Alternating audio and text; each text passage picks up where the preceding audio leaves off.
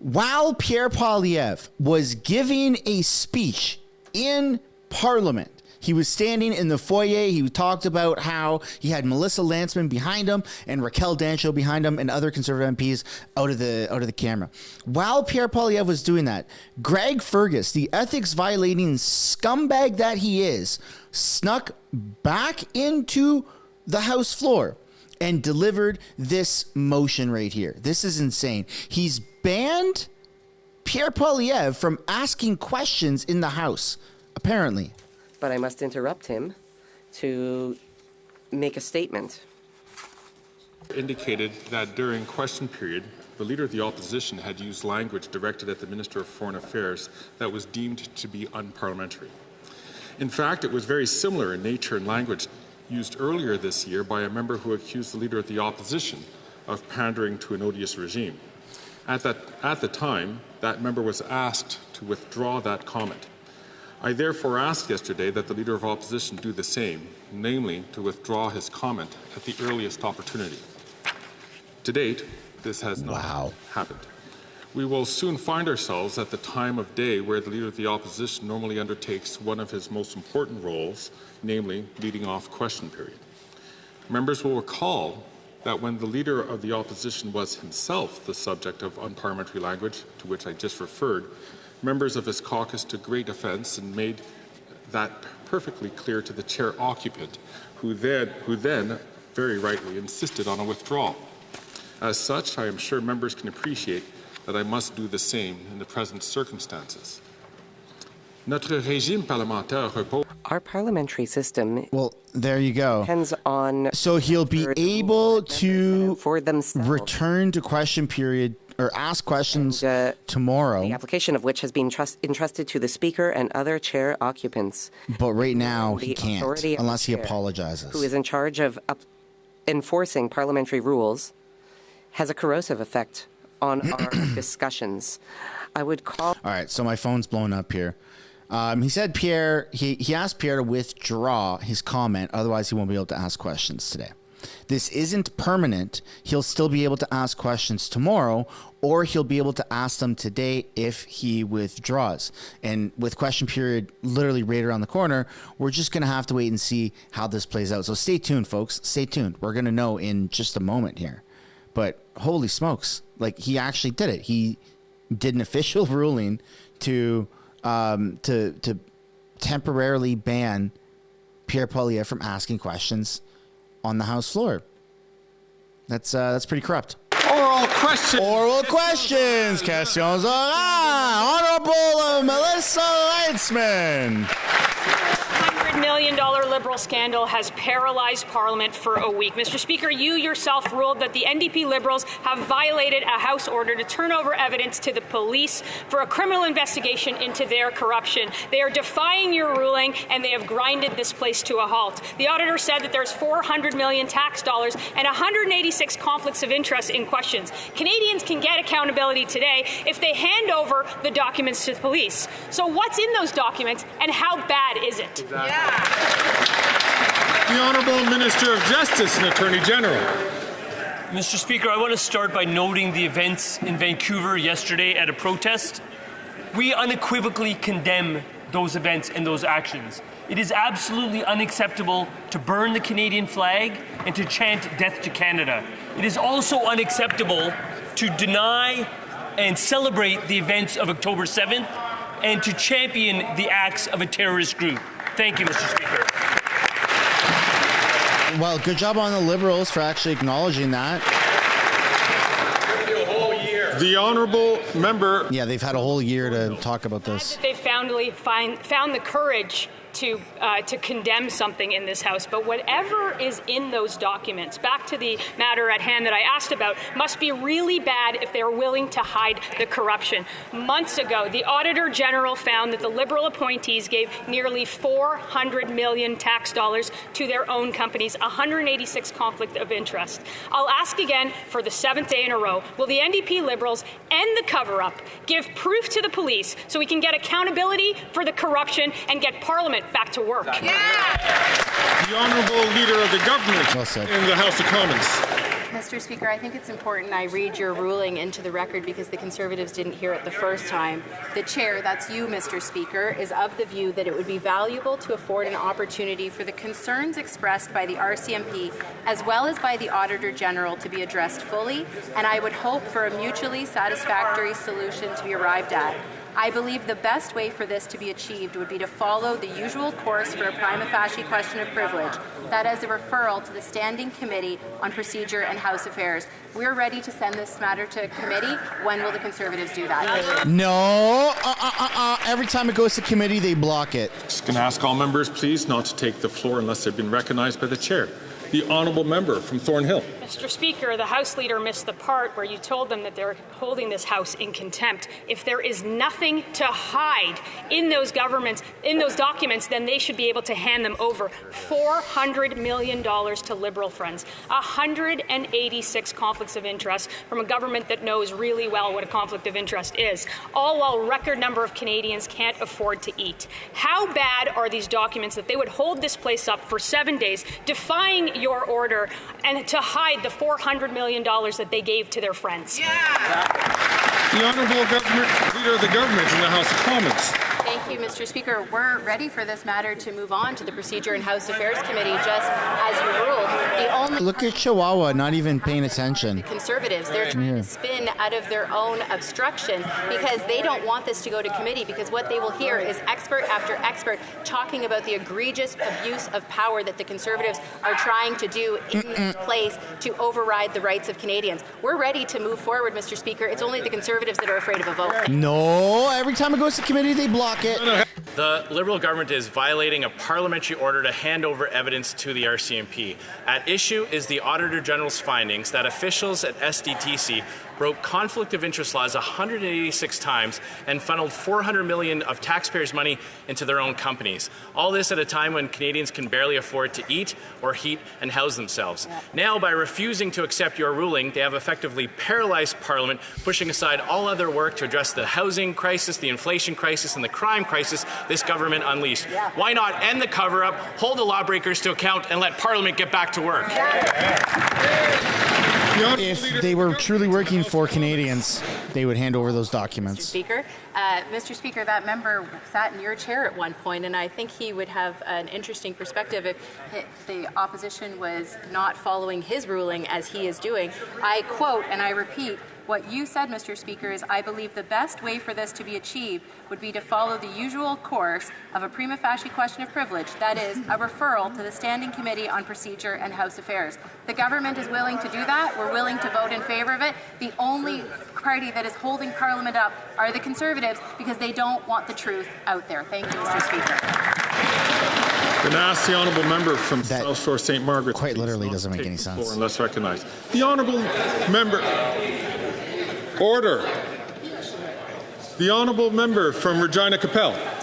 If she scrolled up just a little bit more on your ruling on the website, Mr. Speaker, she would see where you ruled that withholding evidence after a parliamentary production order is a contempt of Parliament, Mr. Speaker. About Liberal insiders funneling cash into their own pockets. Why don't they want to get to the bottom of this? And while Conservatives are putting forward real solutions to lower taxes, to make housing more affordable, and to end the crime wave that this Prime Minister unleashed, this government is going to great lengths to keep this information hidden. They're effectively obstructing justice. Why not let Parliament get back to work and hand over the evidence to the RCMP? Yep. Put some W's in the live chat, folks. Leader of the Government in the House of Commons. Thank you, Mr. Speaker. I'm not even sure the House Leader of the Opposition believes his own spin. He could scroll down a little bit and see what you asked of him, which was to prepare a motion that you said you would accept to send it to committee to be studied. Mr. Speaker, we welcome that. We will get this studied. Let's get this out of the House. But there's only one group of MPs that don't want that to happen, because what will come out is they are trying to abuse the extraordinary powers of this place, override the rights of Canadians, and get rid of police independence. Mr. Speaker, that's not acceptable. The honourable member from Leeds, Grenville, Thousand Islands, Rideau Lakes. Look, this is a case of $400 million and 186 conflicts of interest that are benefiting Liberal insiders lining their pockets while Canadians are lined up at food banks. The response from the government to a parliamentary order to produce the documents is, first of all, to break the order so that they can bury it at committee, while Conservatives want to make sure that this corruption, this scandal, sees the full daylight that it's deserved and a referral to Canada's Royal Canadian Mounted Police so they can decide to take a criminal investigation. Oh, wait, we've learned that they are already investigating the latest corruption with these Liberals. Will they turn over the documents today? The honourable leader of the government in the House of Commons. Mr. Speaker, your ruling was very clear. Send this to committee. There's only one group of MPs that are afraid of that going to committee, and we are prepared to vote on that, Mr. Speaker. Let's send it to committee. Let's have that debate. The only group of MPs that are obstructing their own obstruction, because they don't actually want to help Canadians. All they want to do is serve themselves and their own partisan interests. Mr. Speaker, let's get this out of the House. Let's get it to committee so that we can get back to the important work of serving Canadians. They block in committee. The honourable member every time. Grenville, Thousand Islands, and Rideau Lakes. Says she wants to get it out of the House. She wants to get it out of the sunlight, the daylight. They want to bury it at committee. They don't want Canadians to know about the latest example of Liberal corruption. What did I just say? We see that conflicts of interest are very common over there. That Prime Minister broke the law twice. The Public Safety Minister broke the law. The Trade Minister broke the law. The Liberal-appointed chair of this Green Slush Fund broke the law. Every time these Liberals get a chance, they enrich their friends. They want to hide it from Canadians. Conservatives want to get the truth. We want to get accountability, and we want Parliament to be able to get back to work for Canadians. Will they turn over the documents today?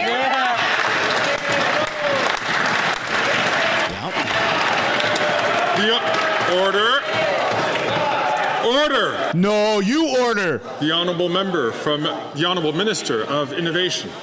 Thank you very much, Mr. Speaker. We already have the block, but now we learn we have the blocker-in-chief, the Conservative, Mr. Speaker. How ridiculous for Canadians watching at home.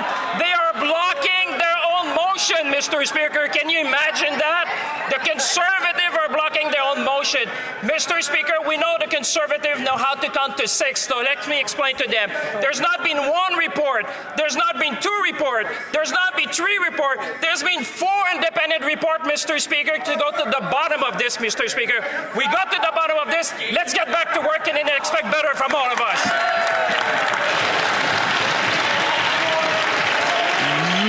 Boo. Order, please. There is so much Liberal corruption that they're covering up their cover-up of the $400 million corruption of the Liberal Green Slush Fund. The Speaker ruled that the NDP Liberals violated a House order to turn the Green Slush Fund documents over to the RCMP for investigation. How much worse is the corruption that the NDP Liberals are refusing to respect the order of the Speaker, pushing aside all the work of doubling the housing costs that the Liberals have done, inflation and crime? We can get back to the business of this House if the NDP Liberals just end the cover-up and turn the documents over to the RCMP. Why won't they? The Honourable Leader of the Government in the House of Commons. Mr. Speaker, if we're going to be mansplained to, they could at least try and get it right. But the fact of the matter is that you ruled very clearly that this matter should go to the House committee. If the members opposite would like to read your full ruling, they can go do that, or I can table it in the House for them to read. But I would encourage them to not just cherry pick parts of your ruling, but to actually follow it as opposed to what they're doing. We're happy for this matter to move on, for it to go to committee, for it to be studied. It's only the Conservatives that are holding this place up. Thank you, Mr. Speaker. No, it's not. From South Shore, St. Margaret's. Sorry, Mr. Speaker.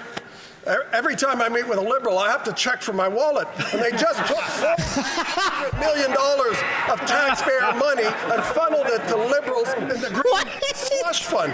Why are they ignoring an order of this? That's friggin' funny. Why are they preventing us from getting to the business house since they won't turn over the documents to the RCMP? If the Prime Minister won't end the cover-up, will at least call a carbon tax election so Canadians can get the Green Slush Fund money back?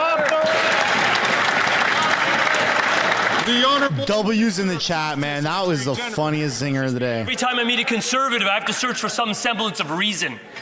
When we talk about what's going on here, let's think about why your ruling said send it back. He says that? Mr. Speaker, your ruling said that because he says that as because you know what happens normally that person sits behind him. Documents in your law enforcement, you go Every single question period. You don't go into a partisan arena such as I'm just saying. because a court of law, a judge weighs things called charter interests, like your expectation of privacy, like your right to be free from unreasonable search and seizure. Those are important considerations. We will stand by them every time. How unsafe does this person back there feel having to wear that every single day? The honourable member from Brantford Brant. Mr. Speaker, the latest $400 million scandal from this Liberal government has paralyzed Parliament. The Auditor General found 186 conflicts of interest, with close to $400 million handed out to corrupt Liberal insiders, all at a time when Canadians cannot afford to eat, heat, or house themselves. It begs the question, how damning is that evidence that they have grounded Parliament to a halt simply to hide the truth from Canadians? Good question. The Honourable Minister of Justice and Attorney General. Mr. Speaker, I enjoy the interventions from the member opposite, but I also appreciate his experience as a former Crown prosecutor who used to work closely with the police. And what he would recollect from his past career is that those police operate independently from him as a former Crown, and certainly independently from politicians. Why do they do that, Mr. Speaker? So that we can have confidence in our institutions in this country. You know who doesn't have confidence? People that live under authoritarian regimes. Instead of emulating authoritarianism, how about you join this side and learn how to fight against it? Dude, these guys are so cringe. Colleagues, please. You've now upset Uncle Brock. I ask the honourable member from Wellington Halton Hills please not to raise his voice when he is not recognised by the chair. The honourable member. The honourable member from Brantford Brant. Mr. Speaker, you ruled that the NDP Liberals violated a House order by withholding evidence regarding their $400 million scandal, effectively obstructing justice, to which the Minister of Justice should be aware of.